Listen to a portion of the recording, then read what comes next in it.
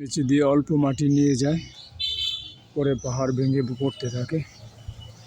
এভাবেই সব সময় পাহাড় ভেঙে পড়ে।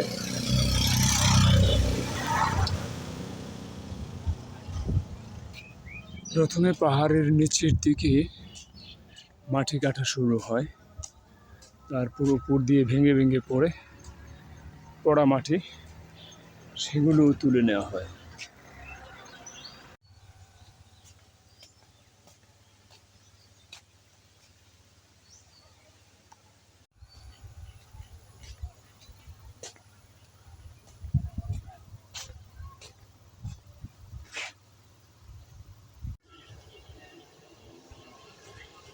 আমরা এই মুহূর্তে রয়েছি কুমিল্লা জেলার সদর দক্ষিণ উপজেলার লালমাই পাহাড়ি ময়নামতি জাদুঘর থেকে একটু পশ্চিমে এসে লালমাই উদ্যানের কাছাকাছি আমরা রয়েছি।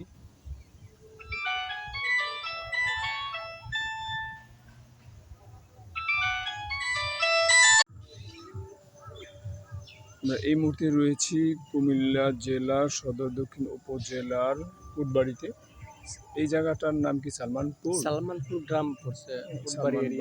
এখানে একটি সামাজিক বন বিভাগের আয়োজন করা, সৃজন করা একটি কৃত্রিম বনের একটি এলাকা রয়েছে। এটি হলো লালমাই উদ্যান।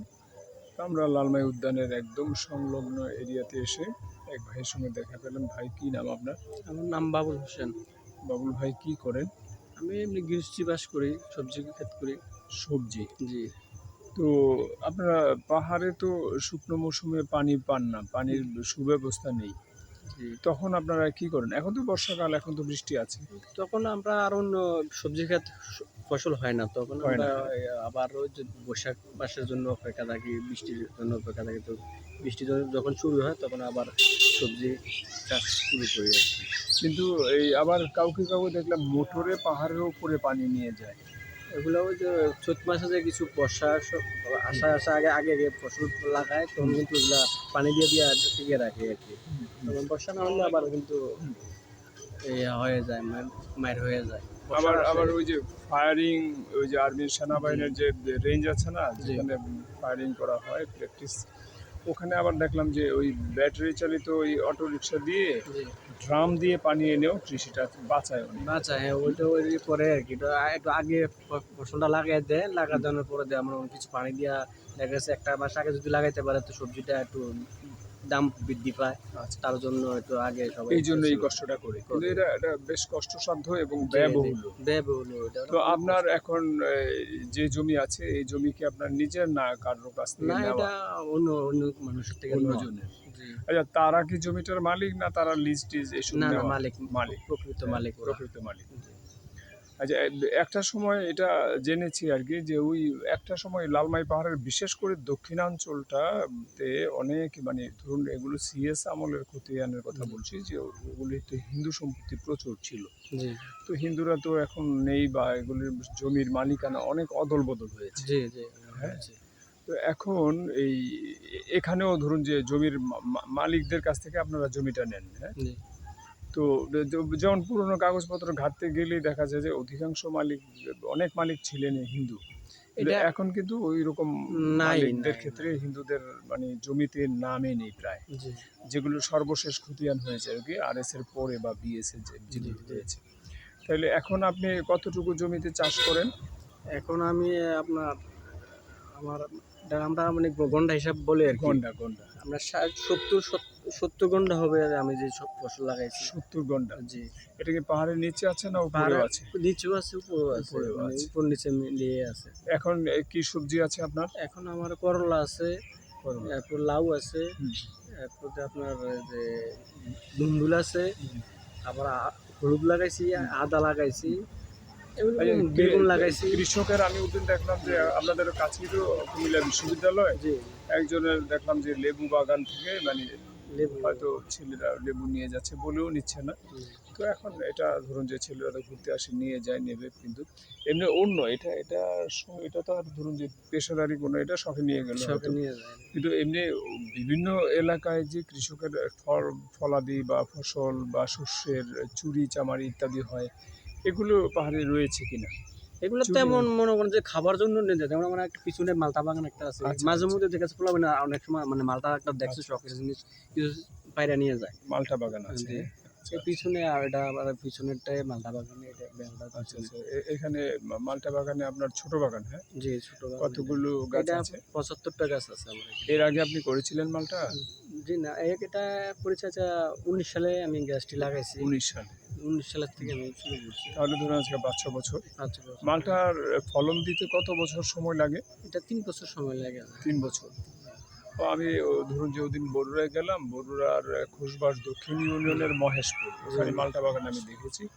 মালটা বাগান আছে, এটা জমির মধ্যে দেখেছি। তবে ওটার অত বেশি যত্নআত্তি নেই।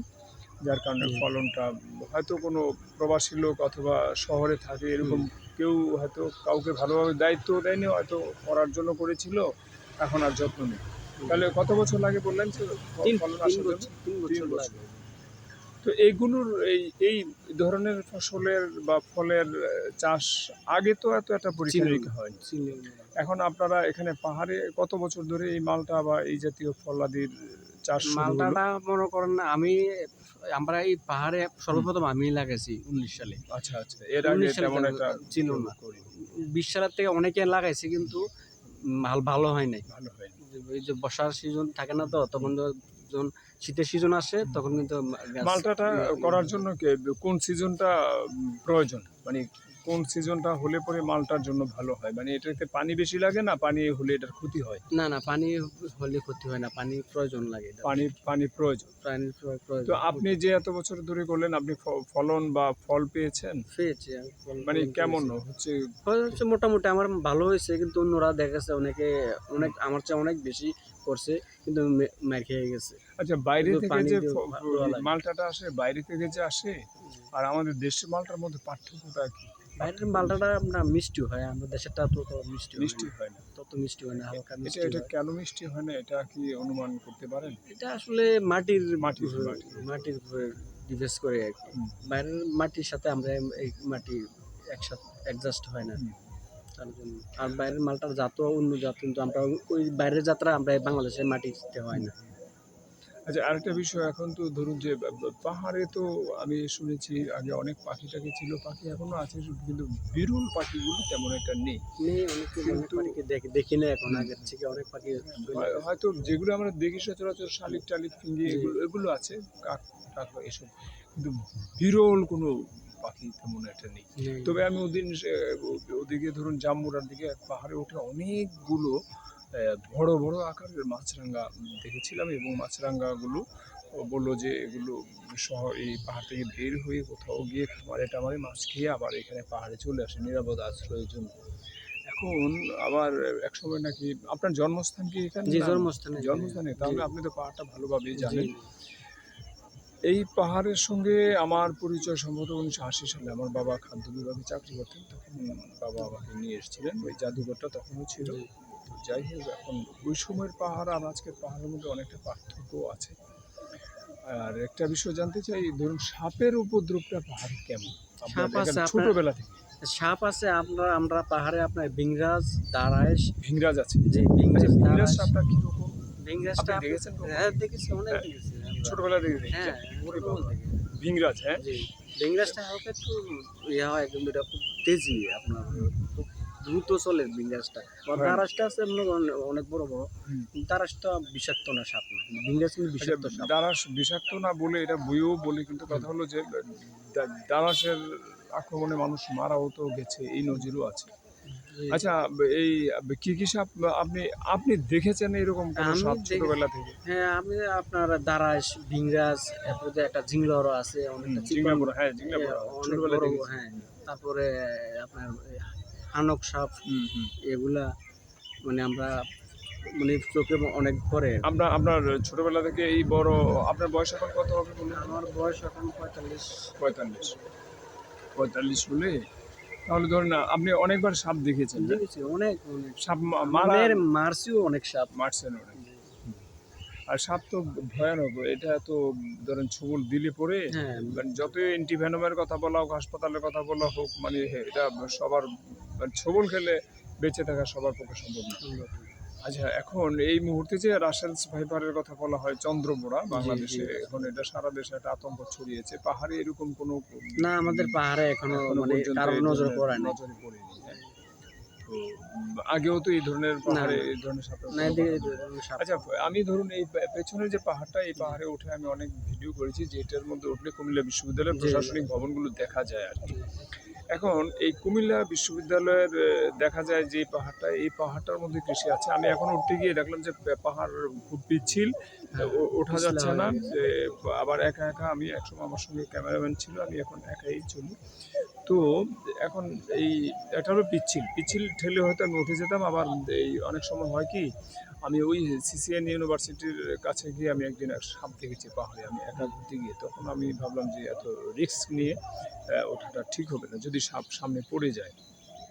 আপনার এই উপরে কৃষিটা কি করে আপনি করেন? আপনি করেন? আপনি করেন? জি, ও এটা আচ্ছা, আচ্ছা। আমাদের তাহলে ওই কৃষিটা করতে গিয়ে উপরে কি সাপ আছে? আছে, আছে। আছে, মাঝে আমি মধ্যে পরে সামনে দেখলে আমাদের দেখলে আবার চলে যায়। চলে যায়। কিন্তু আমি বাসা শুকনা মৌসুমে এসে অনেক সাপের গর্ত দেখেছিলাম। হুম। তো উপরে কখনো কৃষি কাজ করতে গিয়ে সাপের দেখা পেলেন বা দেখেছি, অনেক, অনেক দেখেছি।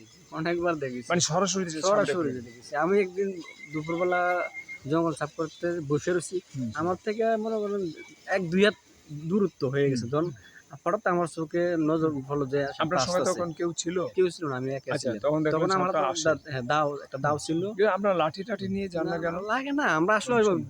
ভয় করি না তেমন না। আচ্ছা, সাপ আচ্ছা। দেখলে আমরা এমনিতে মানে চলে যায়। বুঝতে সাপ পেরেছি। আসে না এরকম। মানুষ দেখলে সাপ লুকিয়ে যায়। তো সাপটা আমার দেখে আমি এমনভাবে মানে চলে আসছি, আমার এই মালটা বাগানে চলে আসছে। আচ্ছা, আমি আচ্ছা। ফলো করছি সাপটা কোন দিকে যাইতেছে। হুম, হুম। দেখছি আমার এই মালটা এখন বাগানে আপনার চলে এখানে আসছে। আবার মাল্টা বাগানে চলে আসলো। মাল্টা বাগানের সঙ্গেই তো আপনার বাসা। জি, জি, মালটা তো বাগান বাসা আছে। যদি হয় তখন রাত বিরাতে একটা সাপের ভয় থাকে না? না, রাত বাসায় ঢুকে না এরকম। আমার হুম, ছোট-মোটো আবার ২-১ টা দেখছি এই পর্যন্ত মানে হুম, হুম, ঢুকছে। হুম। আবার মেরে ফেলছে এগুলো। আচ্ছা, আচ্ছা।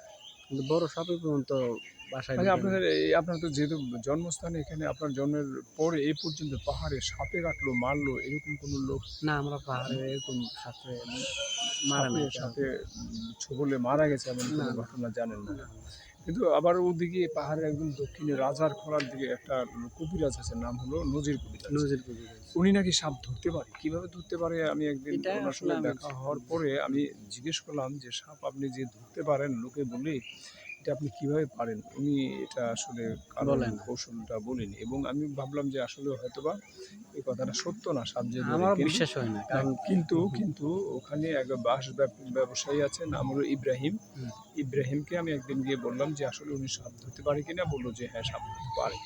আচ্ছা, এখন আমি যেহেতু দেখিনি আমি এটা বিশ্বাস করিনি। কিন্তু এবার আসেন, ওখানে এক ফার্নিচার ব্যবসায়ী আছে, নাম হলো সোহেল, রাজারখোলায়।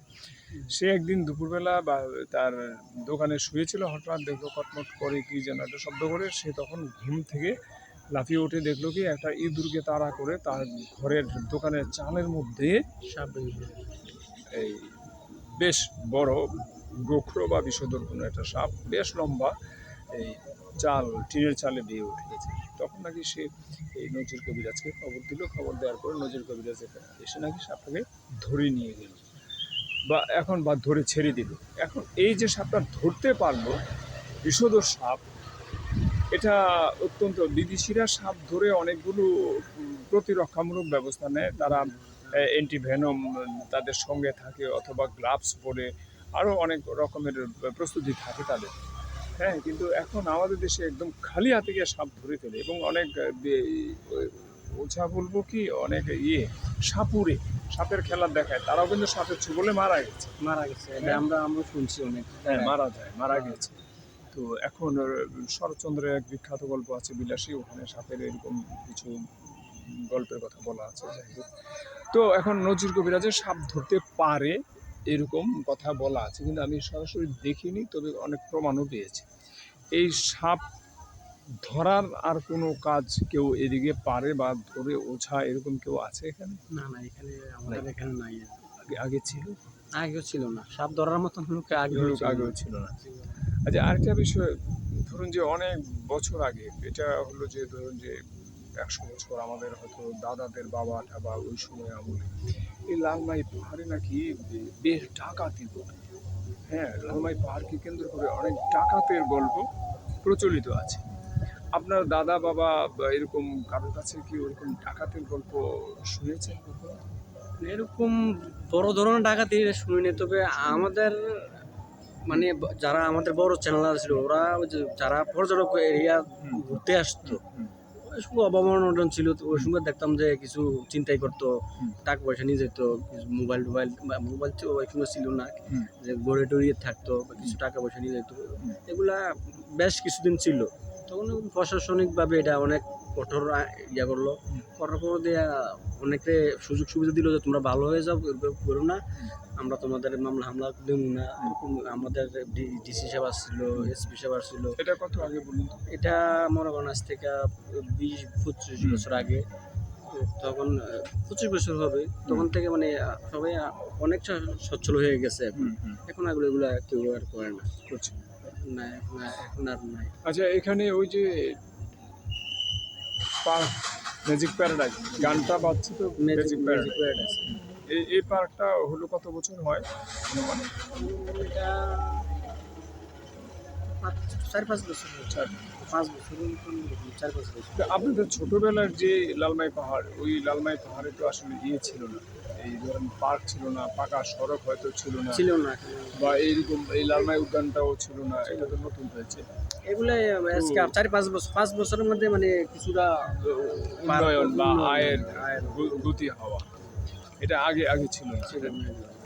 আগে এমনি পিকনিক স্পট মানে অনেক আগের থেকে ছিল, পিকনিক স্পট না, শালবন বিহার ছিল, শালবন বিহার ছিল, অথবা রাজবাড়ি ধরুন যে- ছিল, হুম। জাদুঘর ছিল, ওগুলা মানে অনেক আগে ছিল, প্রায় 100 বছর আগের থেকে ছিল। কিন্তু এরকম পার্ক নতুন হয়েছে আছে 5-6 বছর ধরে, পার্ক শুরু হয়েছে, একের ছিল না। হুম। যেমন ইউনিভার্সিটি হওয়ার পর থেকে অনেকটা কিন্তু আপনার কি মনে হয়, ধরুন এখানে বিশ্ববিদ্যালয় হচ্ছে, রাস্তা পাকা, সড়ক হচ্ছে, অথবা ধরুন যে পিকনিক স্পট আগে ছিল, শালবন বিহার তো হাজার বছরের পুরনো, পুরনো, অথবা ময়নামতি জাদুঘর হলো, ওই ময়নামতি জাদুঘর হলো আসলে পাহাড়ে যে সমস্ত জিনিসপত্র পাওয়া গেল এগুলির রক্ষণাবেক্ষণের জন্যই আসলে জাদুঘরটি এখানে প্রতিষ্ঠিত হয়। কিন্তু এখন যে এত উন্নয়ন হচ্ছে, এখন এত যে গাড়ি হচ্ছে, তারপরে ধরেন এই বিশ্ববিদ্যালয় হচ্ছে, বা বিশ্ববিদ্যালয় কর্তৃক অনেক বনাঞ্চল, এখনও যে নতুন বিশ্ববিদ্যালয়ের প্রকল্প চালু হচ্ছে ওখানে অনেক গাছপালা, বাঁশঝাড়, এই সমস্ত পাহাড় কাটা হয়েছে। এখন উন্নয়ন হতে হতে হতে হতে একটা সময় পাহাড়ের যে একটা শান্তি, নিসর্গ পরিবেশ, অক্সিজেন, সবুজ, এগুলো এক সময় গিয়ে ধ্বংস হয়ে যাবে কিনা আপনার কি মনে হয় যে আস্তে আস্তে পাহাড়টা ক্ষয় হয়ে যাবে? এমনও তো হইতেছে, কারণ আস্তে আস্তে তো মনে করেন যেভাবে বাড়ি ঘর উন্নতি আর আয়ের জন্য যে পরিমাণ ধরুন, আগে হয়তো আয় ছিল না পাহাড়ে, কিন্তু এখন আয় আর উন্নতি করতে গিয়ে পাহাড়ের যে একটা প্রাকৃতিক সৌন্দর্য ছিল এটা তো আস্তে আস্তে শেষ হয়ে শেষ হয়ে যাচ্ছে। যাচ্ছে না?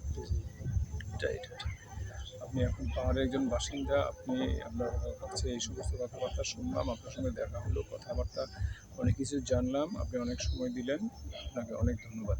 ধন্যবাদ আপনাকে।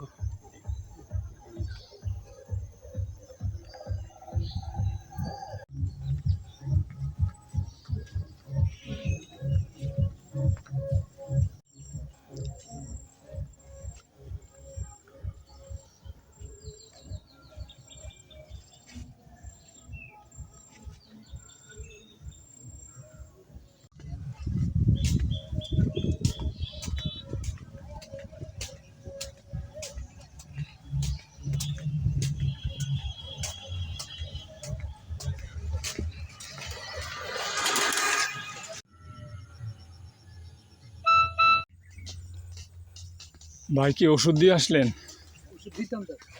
ওষুধ দিতে যান কৃষিতে? হ্যাঁ, আচ্ছা আচ্ছা। কোন দিক দিয়ে ঢুকবেন? বাম দিক দিয়ে?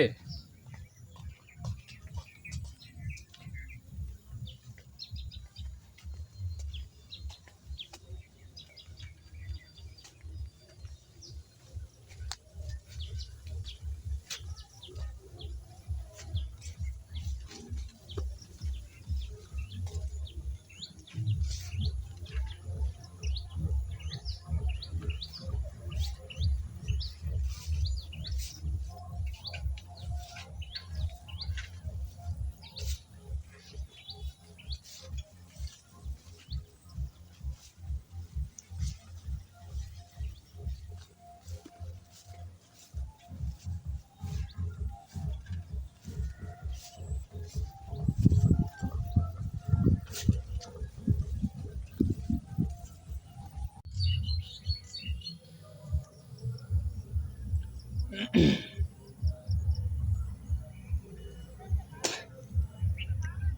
এই মুহূর্তে রয়েছি লালমাই পাহাড়ে। একটু আগে লালমাই পাহাড়ের আমার সামনে দিয়ে দুটি সারস পাখি যাচ্ছে, বেশ সুন্দর। তো এক জোড়া। তো লালমাই পাহাড়ে একটু আগে একজন কৃষকের সঙ্গে বিভিন্ন বিষয় নিয়ে কথা বললাম, এবং এখনও এক ভাই সাইকেল এবং কীটনাশকের কন্টেনার নিয়ে জমিতে প্রবেশ করলেন এই কীটনাশক দেওয়ার জন্য। করলার চাষ অথবা এই জাতীয় কিছু একটি কীটনাশক দমন করতে হয়।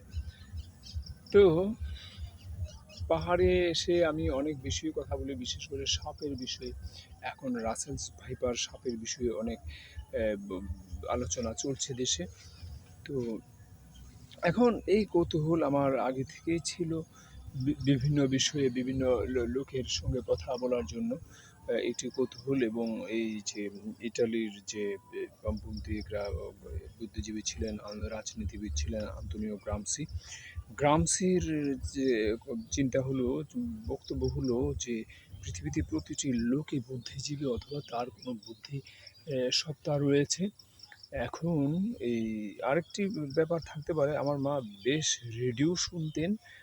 সেই শৈশবে দেখেছি আমার মায়ের নিত্য সঙ্গী রেডিও, বিশেষ করে রাতের বেলা ঘুমাতেন যখন, তখন মায়ের যে চ্যানেলগুলো, 3 ব্যান্ড রেডিও আমাদের, চ্যানেলগুলো ঘুরিয়ে ঘুরিয়ে শুনতেন।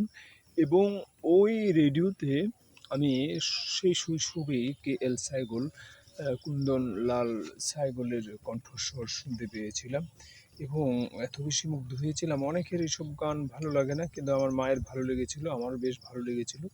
পরে আমি বাংলাদেশ বেতারে তো আর সাইগল বাজানো হয় না, কিন্তু আমি বেশ খোঁজাখুঁজি করা শুরু করলাম সাইগলের কণ্ঠস্বর কোথায় পাই।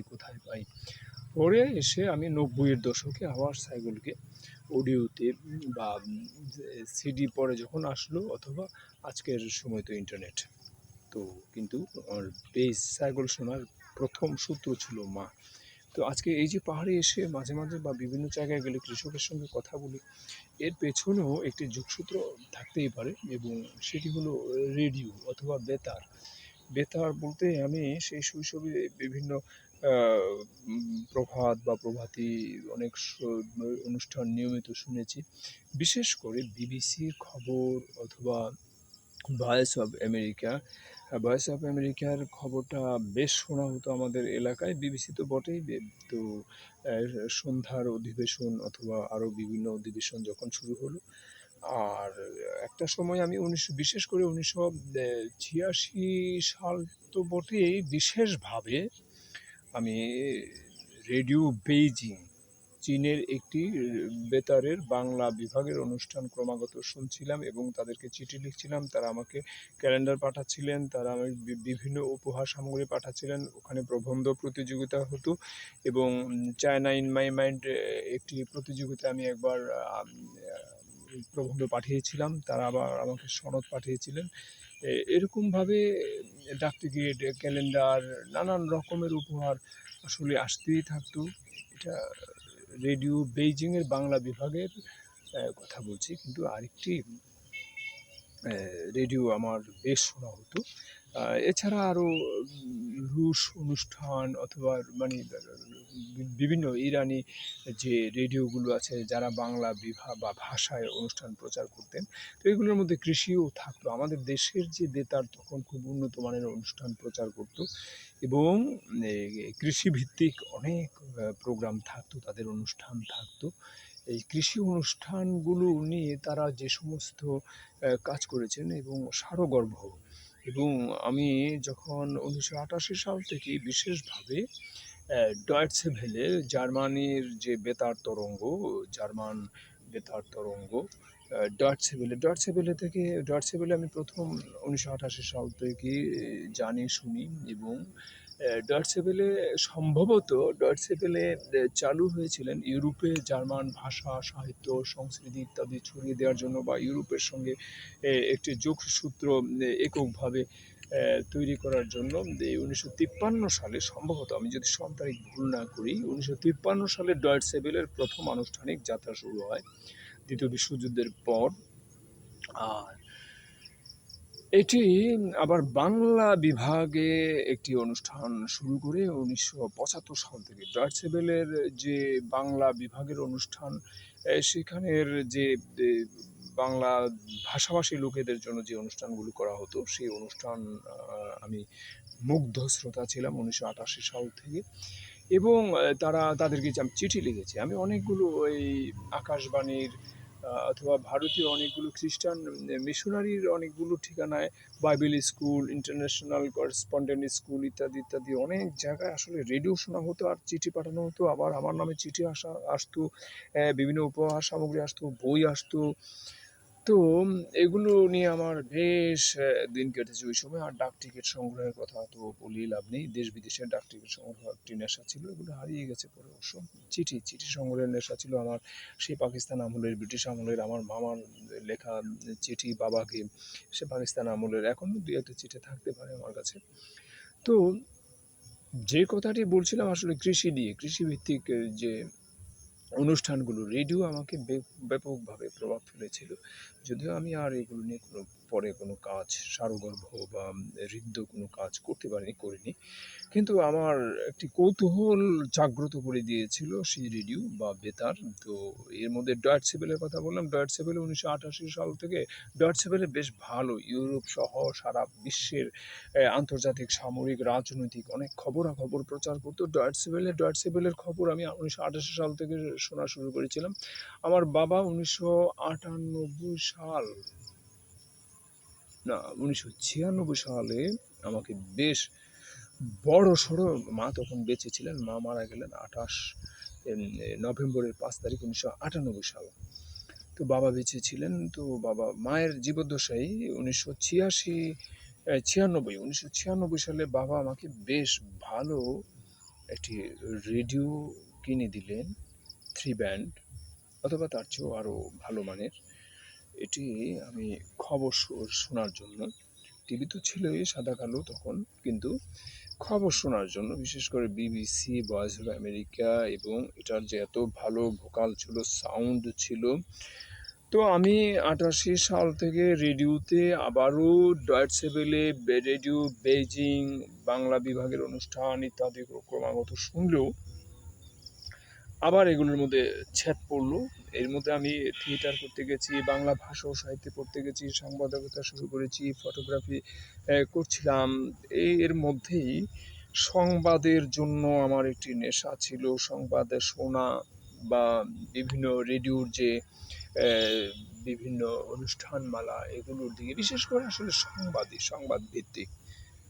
আর গান টান এসব তো শোনা হতোই। তো আমার পেছনে এক ভাই জমিতে কীটনাশক দিচ্ছিলেন, ও আছেন, উনি ওদিকে কীটনাশক দিচ্ছেন, আমি তার এখানে দাঁড়িয়ে কথা বলছি। তিনি আরও অনেক দূরে করলা চাষের মধ্যে কীটনাশক দিচ্ছেন।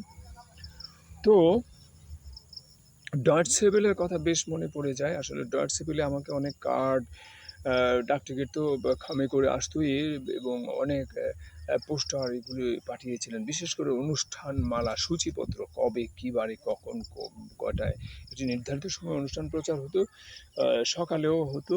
আর এই অনুষ্ঠানগুলো এত এত শ্রুতি মধুর উচ্চারণ, এত নিখুঁত, এবং কণ্ঠস্বরের যে কারিশমা অসম্ভব যারা খবর পাঠ করতেন। তো আর তথ্য তো আসলে মগজের খাবার, তথ্য তো পেতে ভালোই লাগতো, কিন্তু একটা মাধুর্য, শ্রুতি মাধুর্য বলে একটি কথা আছে। আসলে সবার কথা শুনতে তো মানুষ সবার মুখে গল্প শুনতে চায় না, এক একজনের কণ্ঠে এক এক রকম হয়ে যায় গল্প। তো খবর পাঠের বিষয়টিও সেই রকমই। তো আর হলো যে এই এখানে পাহাড়ি দাঁড়িয়ে কথা বলছি, তো চতুর্দিকে মশা আছে বেশ। মশা এক সেকেন্ডে চান্স পেলে, ডেঙ্গু মশা না কি মশা জানি না, ফুসফাস করে মশা 2-3টা কামড়ও দিয়ে ফেলেছে, যার জন্য একটু চুলকানি বুলকানি করছে আমি, মশার যেন না বসতে পারে, না কামড়াতে পারে। তো ডয়েটসে ভেলের কথা বলছিলাম, কথা শেষ করে দিচ্ছি, কথা বড় হয়ে যায়। ডয়েটসে ভেলে যখন তার অনুষ্ঠান বাংলা বিভাগের 1975 সালে তারিখ যদি ভুল না করে থাকি, যখন শুরু করলো, সেই অনুষ্ঠানের সন্ধান পেলাম আমি 1988 সাল থেকে, বিশেষ করে 1996 সাল থেকে আমি ডয়েটসে ভেলের সংবাদ এবং তাদের অনেকগুলো কার্যক্রম ছিল। এই জার্মান ভাষা শেখার একটি অনুষ্ঠান ছিল, বেশ দারুণ। এই অনুষ্ঠানগুলো আমি নিয়মিত শুনেছি, চিঠি লিখেছি, চিঠি পেয়েছি, তারা বইপত্র পাঠিয়েছেন। তো এই ডয়েটসে ভেলে সর্বশেষ 2002 সালের কিছুদিন পর্যন্ত, যখন 2001 সালে, তো 2000 সাল, 2001 সাল এবং 2002 সাল পর্যন্ত আমি ডয়েটসে ভেলের অনুষ্ঠান, বেতারের কথা বলছি, এখন তো ডয়েটসে ভেলে মানে ইউটিউবে বেশ প্রোগ্রাম আছে, এখন 2002-এর পরে ডয়েটসে ভেলেটা আর আমার ওভাবে শোনা হয়নি। তো আর এখন ইন্টারনেটের যুগ, এখন তো রেডিও, টেলিভিশন ইত্যাদি ইত্যাদি সব চলেই আসে বিভিন্ন মাধ্যমে, এবার ইউটিউবে হোক আর গুগলে সার্চ দিলে পাওয়া যায়। তো ডয়েটসে ভেলে এই এখন খালেদ মহিউদ্দিন নামে একজন সাংবাদিক আছেন, তিনি এটির বাংলা বিভাগের সম্ভবত প্রধান। খালেদ মহিউদ্দিন জানতে চায়, একটি ইউটিউবে একটি প্রোগ্রাম চলে, যদিও এই প্রোগ্রামটি বেশ জনপ্রিয় হয়েছিল, এখনও আসলে এখন আর দেখা হয় না। তার বিভিন্ন উপস্থাপনা অথবা তথ্য জানতে চাওয়ার স্টাইল বা এর অনুষ্ঠানের বস্তুনিষ্ঠতা, নিরপেক্ষতা তো একটি ভুয়া শব্দ, নিরপেক্ষতা বলে আসলে কিছু নেই, বস্তুনিষ্ঠতাও তাই, কিন্তু তারপরও এটির একটি গ্রহণযোগ্যতা মানুষের কাছে তৈরি হওয়ায় খালেদ মহিউদ্দিন জানতে চায় নামে একটি অনুষ্ঠান আসলে ডয়েটসে ভেলে বাংলা বিভাগ চালু করেছিল, সম্ভবত এখনও আছে।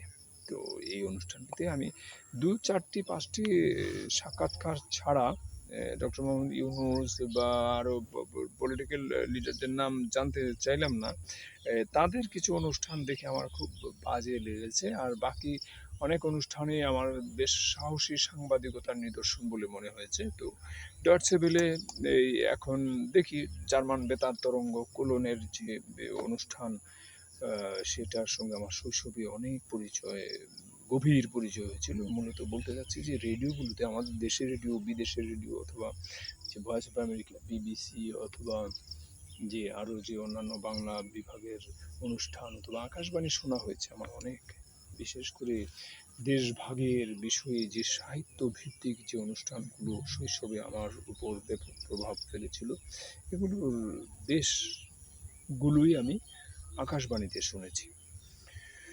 তো কৃষি অনুষ্ঠানের কথা বলছিলাম, কৃষকদের নিয়ে কথা বলা, আমাদের দেশের শাইখ সিরাজ কৃষি সাংবাদিকতার বিশাল পরিবর্তন, ব্যাপক বৈপ্লবিক পরিবর্তন নিয়ে এসেছেন, এই কথা সত্য। কিন্তু এছাড়াও আসলে অনেক জায়গায় এই কৃষিভিত্তিক অনুষ্ঠানমালা বিশেষ করে বেতারে প্রচার হয়েছে। তো এগুলো আমার শৈশব থেকে এগুলোর সঙ্গে আমি হয়তো সংযুক্ত ছিলাম, এবং এই জন্যই আসলে কোথাও গেলে বিশেষ করে কৃষকের সঙ্গে আমার বিভিন্ন রকমের কথা বলতে কৌতূহল জেগে ওঠে।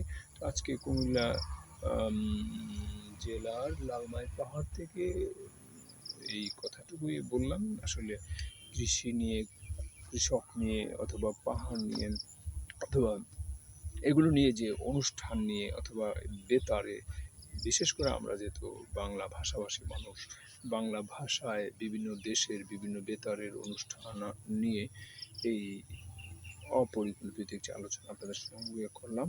সবাই ভালো থাকুন।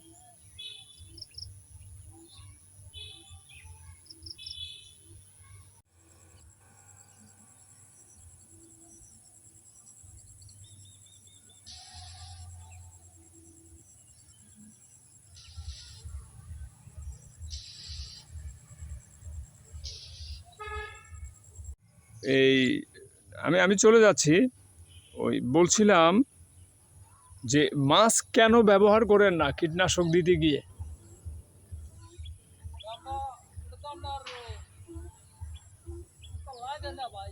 না, মাস্ক মাস্ক ধরেন এই কীটনাশকটা আপনার শ্বাসে যদি যায় তাহলে এটার তো একটা ক্ষতি আছে।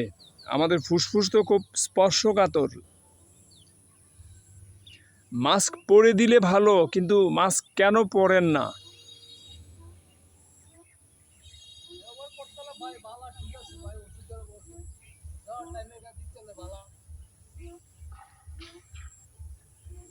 আচ্ছা, এইভাবে যে ধরেন এই কীটনাশক দিতে আসলেন, একা একা আসলেন, আপনার কাছে লাঠির ছোটাও নাই। অনেক সময় পাহাড়ে এরকম জঙ্গলে ঘাসে আসলে সাপও থাকে। যদি সাপের আক্রমণ করে উপদ্রব থাকে তাহলে কি করবেন? কখনো কি হয় এমন সাপে কখনো তাড়া করে বা সামনে পড়ে? হ্যাঁ, হ্যাঁ, বুঝতে পারছি, কিন্তু এখন ধরেন আপনি উপর দিয়ে ওষুধ দিলেন, নিচে দিয়ে সাপ হাঁটা চলা করলো, এখন এটা তো এমন হইতে পারে না। আচ্ছা, পারবে না? কেন পারবে না? আচ্ছা, আচ্ছা, আচ্ছা, তাই? হ্যাঁ, এই জন্য বুঝতে পারছি। ওদিন ওদিন এখানে আইসা আরেক ভাইয়ের দেখা পেয়েছিলাম, ওনার নামটা এখন মনে নেই। আপনার কি নাম ভাই? কাশেম ভাই। আপনার বাসায় কোথায়? জামমুরা? তো জামমুরা হলে তাহলে আপনি তো, আমি তো ওদিকে যাই, মোকসত আলী ভাইয়ের অনেক সাক্ষাৎকার প্রচার করছি। মোকসত আলী ভাইয়ের অনেক সাক্ষাৎকার প্রচার করছি। জামমুরায় গেলে মোকসত আলী ভাইয়ের চিনেননি? কৃষি কাজ করে। ওনার বাবারও সাক্ষাৎকার প্রচার করছি আমি। তাহলে তাহলে আপনার বাসা ওদিকে? হ্যাঁ, ও,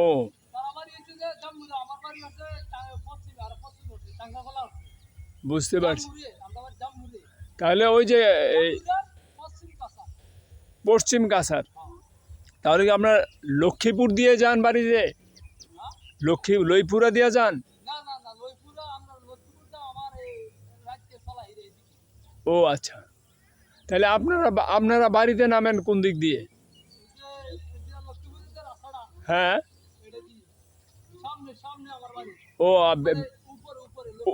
ও উপরে উপরে ওই পাহাড় কাটা পথটা দিয়ে, পাহাড় কাটা পথ যে আছে এটা দিয়ে। বুঝতে পারছি। তো ঠিক আছে ভাই, ভালো থাকুন। হ্যাঁ, হ্যাঁ, আল্লাহ হাফিজ।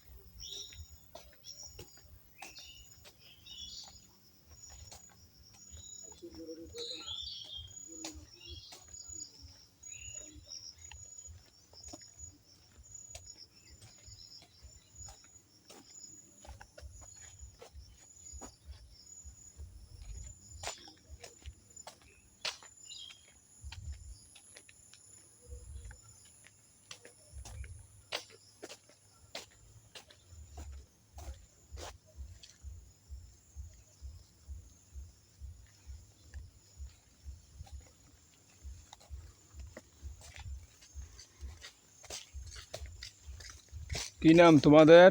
আশরাফুল ইসলাম হারিস। আচ্ছা,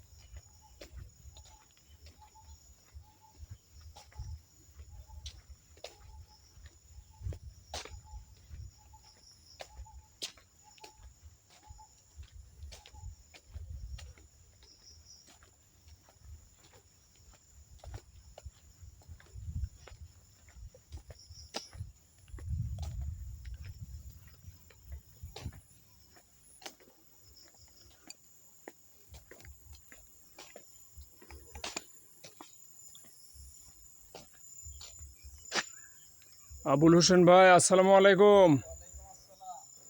ভালো আছেন নি ভাই? একটু আজকে বের হয়েছি, আবার সামনে যাই।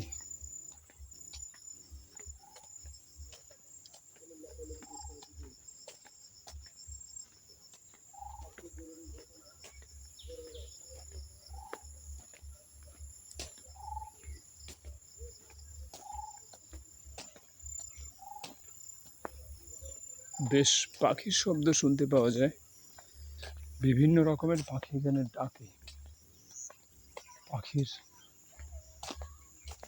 অসম্ভব সুন্দর ডাকাডাকি এখনো রয়েছে এখানে, কিন্তু আমি নিশ্চিত উন্নয়ন, তথাকথিত উন্নয়নের চাপে এখন থেকে 5 বছর আগেও যে পাহাড় দেখেছিলাম সেই পাহাড় এখন আর নেই। তথাকথিত উন্নয়নের চাপে সবই এখন শেষ।